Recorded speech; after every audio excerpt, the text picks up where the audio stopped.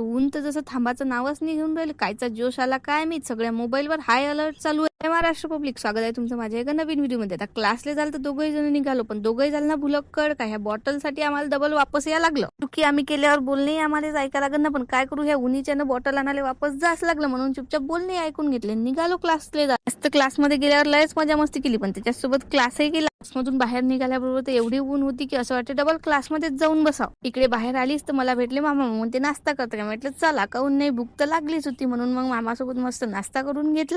एवढ्या उन्हाचा नाश्ता तर गरम गरम केला होता, पण त्याच्यासोबत काहीतरी थंडही पाहिजे होत ना, म्हणून मग हा माझा घेतला आणि पहिले दिला माझ्या मामे भावाले, मग दुसरा मी घेतला पिऊन. इकडे यायच्या रस्त्याचं चालू आहे काम. रोड तर खराब होताच होता, पण त्याच्यासोबत जेसीबी, ट्रॅक्टर सगळे एकाच जागी उभे होते. गेल्या 2 दिवसापासून मी भेटायला येत आहे, पण हे झोपाळू प्राणी काही उठतच नाही. आता तुमच्या घरी असा झोपाळू प्राणी आहे का ते मला कमेंटमध्ये नक्कीच. आता ही झोपली नाही पाहिजे म्हणून मी हिला एवढी त्रास देत होती, पण ही काही कोणाचं ऐकत नव्हती. शेवटी एवढी कंटाळली का बिचारी रडालीच लागली. ही आमच्याच्यानं रडायला लागली, म्हणून हिच्या बहिणीने तर आम्हालाच घराच्या बाहेर दिलं काढून, आणि तिच्या आईले म्हणते आई हिला झोपून दे आता.